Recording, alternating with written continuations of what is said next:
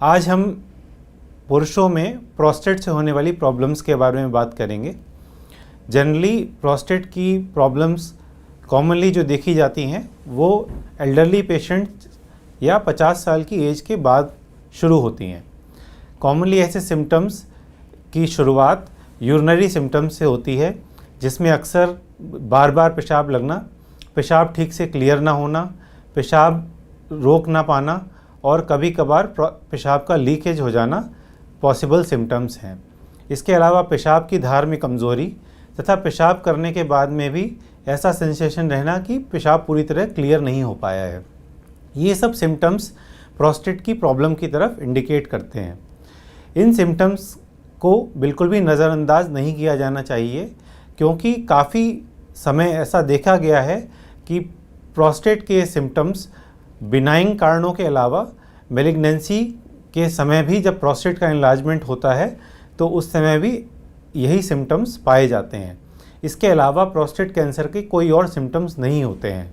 तो जो भी पुरुष 50 साल से उम्र से ऊपर हैं उन्हें हमेशा अपना प्रोस्टेट हेल्थ चेकअप करवाते रहना चाहिए साल में एक बार। स्पेशली जिन लोगों को यूरिनरी सिम्टम्स हैं उनको हर 3 से 6 महीने में अपना प्रोस्टेटिक हेल्थ चेकअप कराना चाहिए। इस चेकअप में जो चीज़ें चेक की जाती हैं वो है यूरोफ्लोमेट्री, जिसमें यूरिन के फ़्लो की जांच की जाती है, तथा इसके अलावा अल्ट्रासाउंड किडनी यूरेटर ब्लैडर, जिसमें किडनी और ब्लैडर की कंडीशन के ऊपर जांच की जाती है, तथा प्रोस्टेट। इसके अलावा पोस्ट वर्ड रेजिड्यू देखा जाता है, जिसमें पेशाब करने के बाद ब्लैडर में कितना यूरिन बाकी रह जाता है उसकी जांच की जाती है।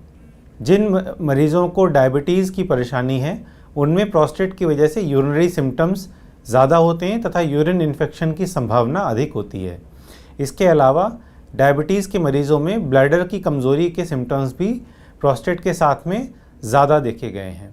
इसके लिए उपलब्ध इलाज में पहले मेडिकल थेरेपी का सहारा लिया जाता है, जिसमें मेडिकेशंस के थ्रू प्रोस्टेट की प्रॉब्लम्स को या सिम्टम्स को कम किया जाता है। जिन मरीज़ों में मेडिकल ट्रीटमेंट का रिस्पॉन्स ठीक नहीं आता है, या फिर जो मरीज़ जिनको बार बार यूरिन इन्फेक्शन हो रहा है या फिर यूरिनरी ब्लॉकेज हो रहा है जिसके लिए कैथेटर डालना पड़ रहा है, इसके अलावा अगर यूरिनरी ट्रैक में स्टोन्स बन रहे हैं, फीवर आ रहा है या बहुत ज़्यादा ब्लैडर की वीकनेस हो रही है, उन मरीज़ों में मेडिकल ट्रीटमेंट इंडिकेटेड नहीं है। इन मरीज़ों में सर्जिकल ट्रीटमेंट की आवश्यकता पड़ती है। इसमें नॉर्मली जो कन्वेंशनल सर्जरी है वो transurethral dissection of the prostate यानी TURP होती है, जो नॉर्मल इलेक्ट्रिकल करंट के इस्तेमाल से एंडोस्कोपिक मेथड से बिना किसी कट और स्टिचेस के यूरेथ्रा के थ्रू, यूरिनरी पैसेज के थ्रू प्रोस्टेट को सर्जिकली रिमूव किया जाता है। आजकल अत्याधुनिक टेक्नोलॉजी में लेज़र, होल्मियम लेज़र की सहायता से भी यही काम किया जा सकता है। होल्मियम लेज़र का फ़ायदा ये है कि उसमें एक तो हम नॉर्मल सलाइन यूज़ करते हैं जो कि बॉडी में सोडियम की मात्रा को कम नहीं होने देता है।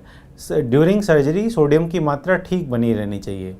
इसके अलावा लेज़र सर्जरी में खून का रिसाव यानी ब्लड लॉस काफ़ी कम होता है, अतः पेशेंट ज़्यादा से ज़्यादा बड़ी प्रोस्टेट को भी कम से कम समय में क्लियर किया जा सकता है।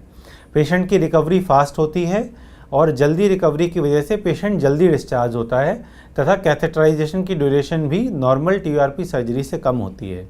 लेज़र प्रोस्टेट सर्जरी में 300, 400, 500 ग्राम तक की प्रोस्टेट को भी लेज़र विधि द्वारा निकाला जा सकता है।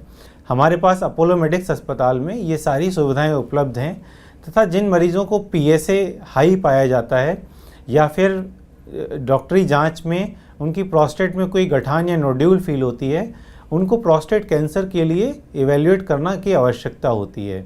इसके लिए अत्याधुनिक लेटेस्ट अल्ट्रासाउंड मशीन के द्वारा टारगेटेड एरियाज़ की बायोप्सी की जाती है, जिसके बाद उस जांच में अगर कैंसर की परेशानी निकलती है तो उसका इलाज लेप्रोस्कोपिक विधि द्वारा उपलब्ध है।